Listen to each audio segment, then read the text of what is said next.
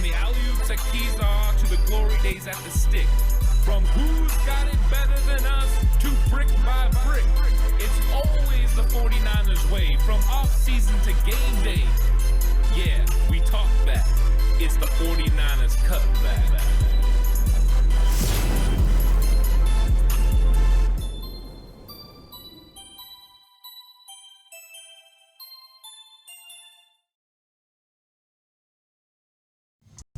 It's 49ers Cutback Podcast time. Welcome to the show. This is going to be a great one. We're going to be talking about Samuel Womack and how he is turning the defense inside out. And I know what you're thinking, Ant, what are you talking about? How is Samuel Womack turning the 49ers defense inside out? And that's what we're going to be getting into in this episode.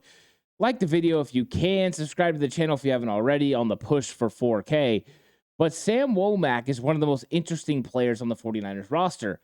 Last year, he captured everyone's attention with what he did in the preseason. He flew around. He made plays. He got interceptions. He was a turnover magnet. And that was something that the 49ers really struggled with in previous seasons, secondary making plays.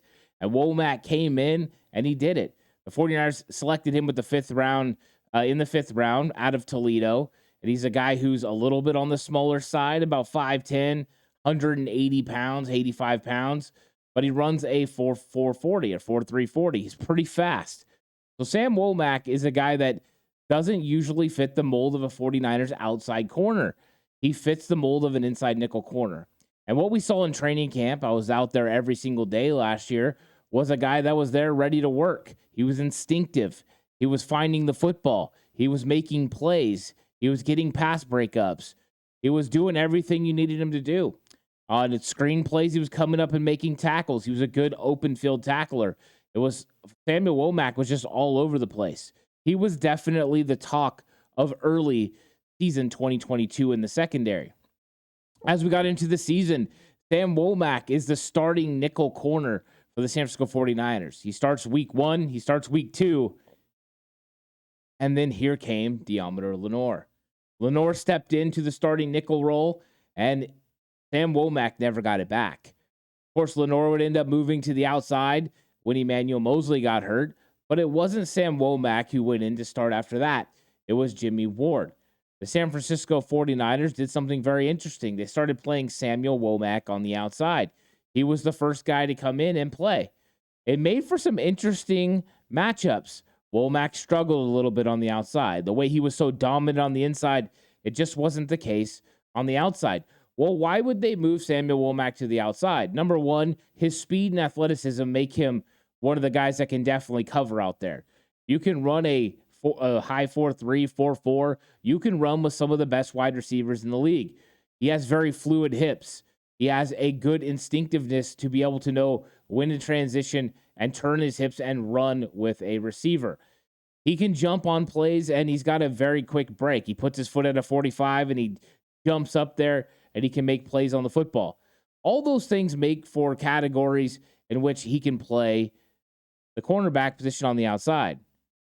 The thing is his stature and everything else would make you believe he's an inside nickel corner. So there's a little bit of a catch-22 here. Where do you play him? Do you play him on the outside? Do you play him on the inside? Yes, both. That's how he's turning this 49ers defense inside out. The 49ers are deciding to go with cornerbacks that have the ability to play on the outside, but play on the inside too. It gives you great flexibility. Now, is Samuel Womack going to start at nickel corner for the 49ers in 2023? That's highly unlikely. They went out and they signed Isaiah Oliver, one of the best nickel corners on the open market. But why go with an Isaiah Oliver over a Sam Womack who you just spent a 5th-round pick on? Real simple. Run tackling and run fits. That is something Sam Womack was struggling on in week 1 and 2. That's why the 49ers made the move to Deommodore Lenoir. Had less to do with coverage and more to do with how he was playing against the run. With the way that the NFL is going and the trend to put more nickel corners on the field, it means that these nickel corners have to have the ability to come up and stop the run. You're pulling a linebacker off the field, and teams were taking advantage of the 49ers pulling off Azeez Al-Shire and putting on Samuel Womack. He just wasn't able to make those plays. When the 49ers elected to go with Deommodore Lenoir, it should be no surprise. Lenoir's more physical. Lenoir's more stout. Lenoir's better in run fits. All those things made sense. Then when they went to Jimmy Ward, it really made sense. Now you've got a third linebacker pretty much in Jimmy Ward, and he was one of the better ones in the league at it. Now they signed Isaiah Oliver, and he's one of the top cornerbacks in the league against the run. He's a big physical cornerback who can play the run. So Sam Womack starts moving outside. He moves outside so he can continue to, help the 49ers defense, but also can get better at run fits. Occasionally, they'd be able to move him inside. Let's see where he's progressed to. Can he come up and get in those proper spots and make those tackles, squeeze plays down and turn runners inside? Can he go on the outside, stretch them out, get his helmet on the outside and make the tackle? Those are all things we're going to see from Sam Womack. I'm guessing when we get into training camp, we're going to see him play a lot of outside corner and a lot of inside corner. They added Darrell Luter Jr., and he's going to be playing on the outside, but he's got the ability to play inside. This is that inside-out mentality that the 49ers are going with. Deommodore Lenoir can play inside out. Isaiah Oliver can play inside out. Sam Womack, inside out. Darrell Luter, inside out. Ambry Thomas, just outside.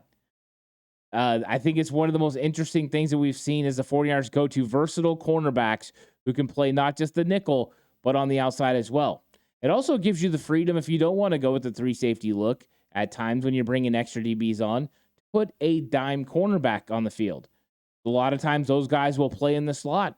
And if you do that, now you have plenty of guys who have ample experience to be able to play inside and out. So Sam Womack's abilities and what he was drafted for to play the inside and now can go out is turning this defense inside out. He was one of the first ones that they selected to do that. They never even worked on Deommodore Lenoir playing nickel until last season during the end of training camp. He was outside. It wasn't until Womack come on the scene that they started moving him inside. So Samuel Womack's going to make an impact on this defense for the San Francisco 49ers. Will he be inside? Will he be outside? I think he's going to start outside. And I think there's a lot of competition there. Yeah, he's a 5th-round pick. And they've got another 5th-round pick coming in Darrell Luter Jr. This is a very talented cornerback room and one that is going to absolutely be heavy competition in training camp. But versatility and flexibility seems to be the name of the game. And it could give you a little bit of an advantage over somebody like an Ambry Thomas who doesn't play on the inside. Tarvarius Ward, he could play on the inside if he's asked. He could play anywhere. He's your elite number 1 corner. He makes it easier for everyone else on the field because now you can roll over coverage and help. So do I expect Sam Womack to beat out Deommodore Lenoir for the outside corner spot? No. Do I expect him to beat Isaiah Oliver out for the nickel corner spot? No. Do I believe that he's going to be the first cornerback in because of his versatility to go inside and out and play nickel and outside corner? Yes, I do. I think Samuel Womack jumps ahead of Ambry Thomas because of that versatility.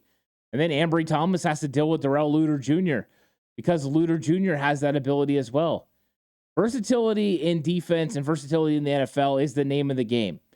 Proof is in the pudding. Look at the 49ers offense. Look at the 49ers defense. Players like Kerry Hyder who are able to play inside and out. Linebackers that are able to go everywhere on the field and make plays. Safeties that are able to come in the box yet still play the deep third. And now cornerbacks that are able to play inside and out. Womack has got a lot of ability. He's very comfortable in playing man coverage, but can also play a zone. He has good feel and good instincts to be able to jump routes. He can run with any wide receiver in the league. Where they get him a little bit is with his height and length, and that's where he's going to have to make up with just being tight like Velcro onto these wide receivers, getting in their hip pocket. One thing I did like about Womack is he constantly competed, and most of the time his technique was really, really good. He would get right on the hip pocket of the wide receiver, jump cuts, and sometimes he would even run the routes for these guys. He competed on every single play. He reminded me a lot of what we saw from Deommodore Lenoir early on in his career before he went through a little bit of a struggle. I believe Womack getting the opportunity to sit and learn for parts of the season were good for him. but he was definitely thrusted out there early in the season, and he had some struggles against Atlanta, for instance, where, they gave him some problems with London. They gave him some problems with tight ends. It's not easy going against these big-time NFL players. But I think Womack is up for the game. I think he's got the ability to be able to play cornerback in this league.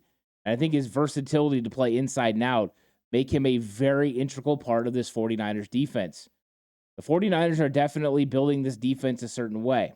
It started under DeMeco Ryans with their secondary, and now it goes to another level with the way Steve Wilks works his secondary and defense.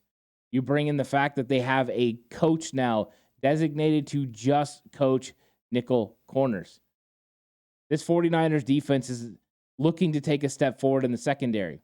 Some have them ranked as one of the bottom secondaries in the entire NFL. But I think with the versatility of these young players, the only one way to go, and that's up. So Samuel Womack is turning this 49ers defense inside out. And I think he's going to be very pivotal for the 49ers during this season. At some point, they're going to need him to make a play. Yes, he'll make an impact on special teams because he's a dog and he goes out and he fights every single play. But he's also got a nose for the football. And when his number is called and he's out on the field, he's going to make a play for the San Francisco 49ers. It's going to be an electric preseason, a fun training camp. And then when we get out there, if Sam Womack has an opportunity, he's going to make plays. Thank you guys so much for watching this episode. Like the video, subscribe to the channel if you haven't already on the push for 4K. Really appreciate it. Let me know what you think of Sam Womack in the comment section down below. Do you like the 49ers going with versatile players that can play inside and out like Sam Womack? Do you think Womack is going to have an impact on the 49ers, not just this year, but beyond? I'm curious what you have to say in the comment section. There's going to be plenty more content coming your way. Looking forward to more videos coming, including a video about offensive lineman Jason Poe. Hope you guys are all having a good time. I'll catch you guys on the next one. Until then, stay safe and remember the right way is always the 49ers way.